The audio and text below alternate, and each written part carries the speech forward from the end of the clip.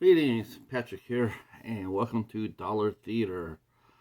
Dollar Theater is an ongoing series that was started by our good friend Josh, aka Hobbs Horror, and this is where we review films that we have recovered that we've gotten for $1.25 or less. $1.25 or less. So we find them any way we can. Yard sales, Salvation Army, Goodwill, probably never Goodwill. Um, uh, I get mine at the library. Dollar Tree. Dollar Tree, when they used to sell movies, that's where we originally called this series Dollar Tree Theater because that's where we got a lot of our movies. But they don't carry movies anymore, so it's down to Dollar Theater. And today's movie we're going to be talking about, because I have not done an animated movie in quite a while, actually. And so I wanted to sort of get back to it, and I wanted to talk a little bit about a movie that I watched recently called Teen Titans Go and DC Superhero Girls, Mayhem in the Multiverse. So this is a 2022 film. And yes, the Teen Titans Go is a not so beloved take on the Teen Titans series. I I love it. I admit I like the Teen Titans Go. They're silly as hell. Um, but man, I know a lot of hardcore fans that are not fans of this at all. Even though the same voice actors that did the original Teen Titans do the Teen Titans Go. Now, DC Superhero Girls is more traditional superhero series. It ran for a series on Cartoon Network, and it was traditional. It was like, fighting the villains and talking about life, and whereas Teen Titans Go is just strictly for comedy. Um, so the movie opens up with the Teen Titans they have recovered a cabinet. They got a new TV, and they're gonna put it on the cabinet and watch movies. And unfortunately, the cabinet is really all banged up, and they put this little crystal underneath it to straighten it up, and so that to watch TV. And then they get a visit by one of their rogues gallery, Control Freak, who comes over there and tells them that they're going to be going through a crossover. And of course, then we get some meta humor about crossovers. Like all the things that happen generally in a crossover. Like one will get more screen time, so to speak, than the other team.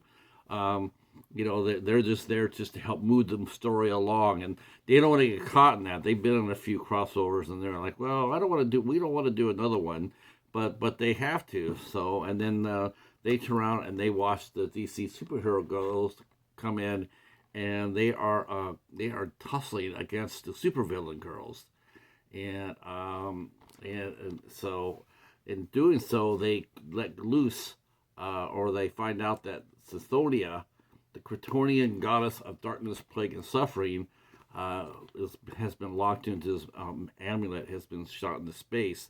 But now the amulet has been found by Lex Luthor and the Legion of Doom. That's right, Legion of Doom. And what the Legion of Doom plans is to take the amulet and put every single superhero, like in the and put them in the Phantom Zone. So that's what they're gonna do. They're gonna go out to the Justice League, and that's what happens. They go around, they see all the superheroes, they all get sucked into the Phantom Zone. Um, so uh, uh, and then they start wreaking havoc in Metropolis, and of course that brings out the superhero girls to try to stop them, and but it's a little bit tougher than they expect. So Supergirl goes and wants to find out more about Sithonia. So she goes to ask Clark, also known as Superman, to tell her a little bit about that. And so, but he says, "Don't worry about it. That's just a legend. There's nothing to it. It's just that's not really happening." But the girls aren't. They're not entirely convinced. So they fly to the Fortress of Solitude to go ahead and go. They're going to go inside the Solitude. They're going to find out more information. Through the files that Superman has. Of course, they're confronted by the Superman robots, and but the robots are easily defeated. But then the Justice League pops up there, and it's a tussle. It's a fight, and one that the superhero girls aren't doing too well in until Wonder Woman gets in there and basically hands the crystals that the superhero girls have fallen or have gotten, and Wonder Woman takes them and gives them to the Justice League, saying that they're more equipped to handle this. Uh, uh, and they can go ahead and rescue the rest of their comrades in the Phantom Zone. But the superhero girls are a little bit peeved at that because it's like pushing them. They feel betrayed by Diana, and they also feel like we can take care of this. We could do this. So Batgirl steals the crystals back from Superman, and they got the information they needed as well. And then they go ahead and start heading back. Well, what they don't know is that Wonder Woman, he gets a call from Batman, and he says, you would be an asset to the Justice League, and we help us stop Luthor, because he's got all Legion of Doom behind him and all that. So of course Wonder Woman says, okay, I'll do that.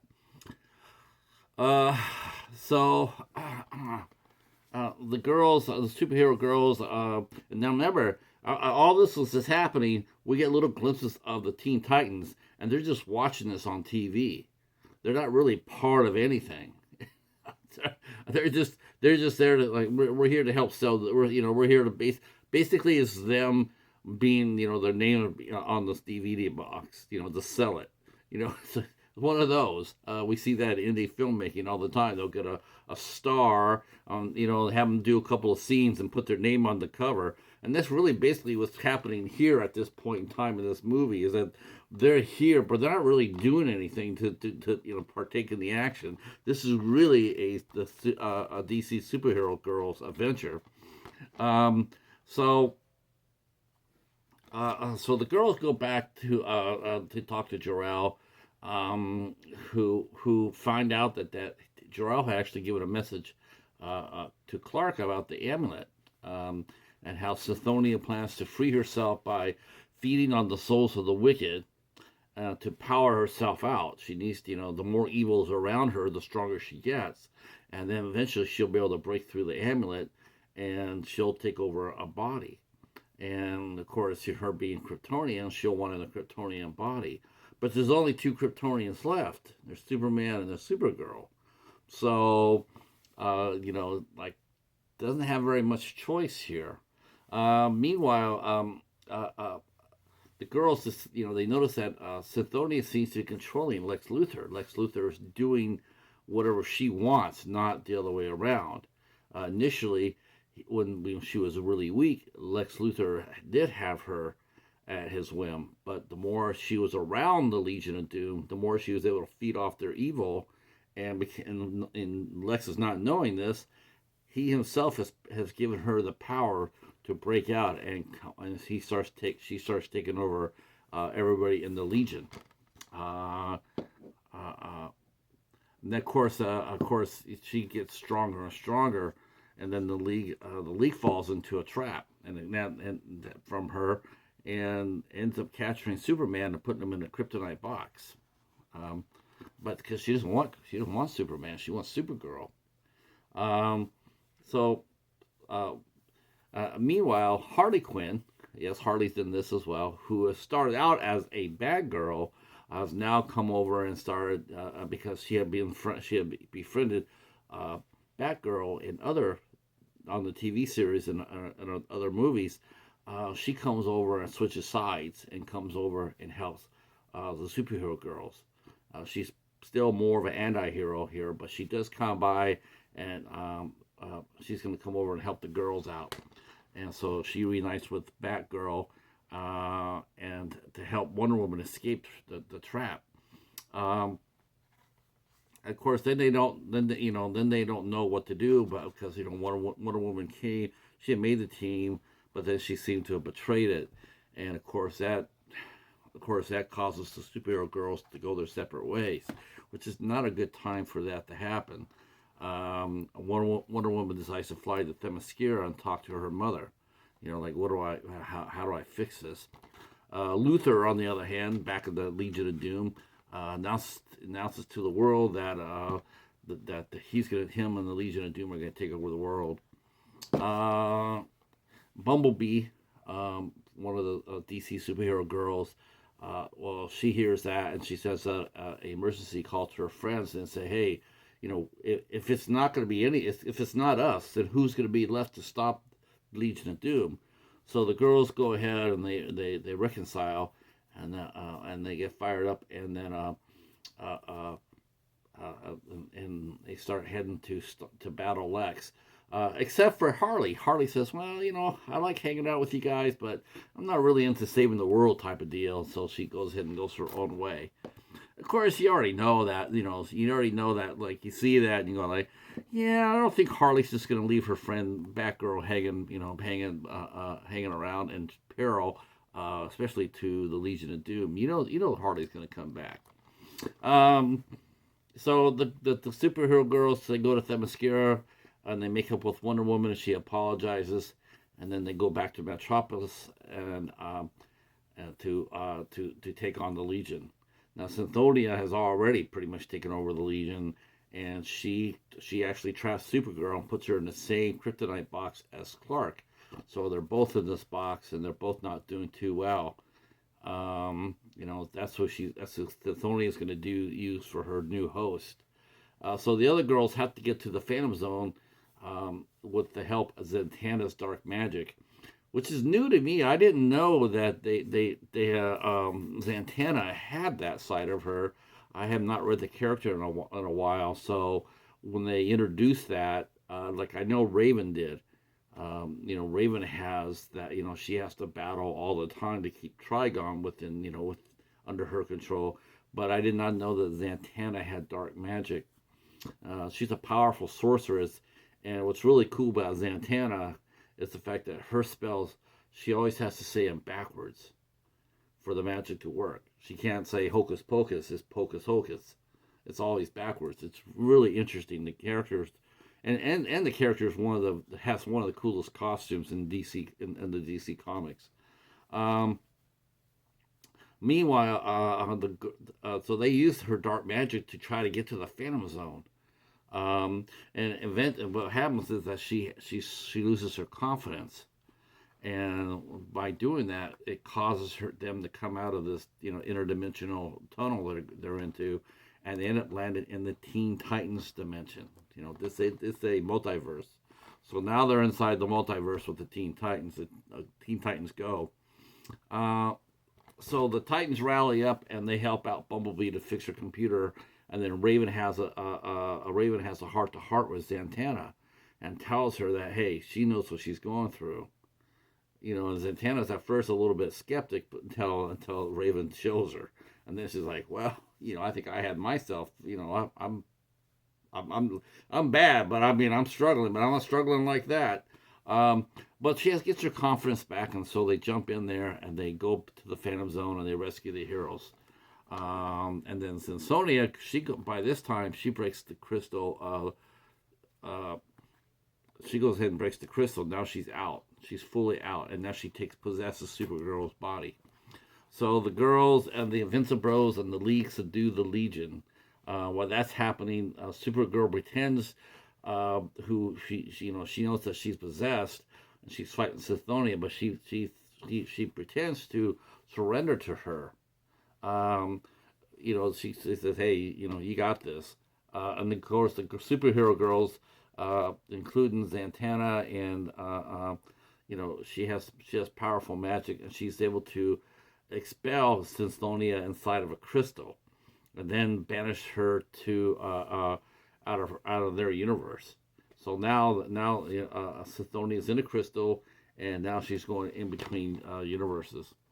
And we see that she has actually landed in the Titans universe, and has been controlling Control Freak all this time. Because remember, she feeds on evil. And so they go ahead and they stop her again, and Raven, basically, she takes over and banishes her to another universe, and it turns out to be the universe of the Super Friends, which cracked me up. That had me going.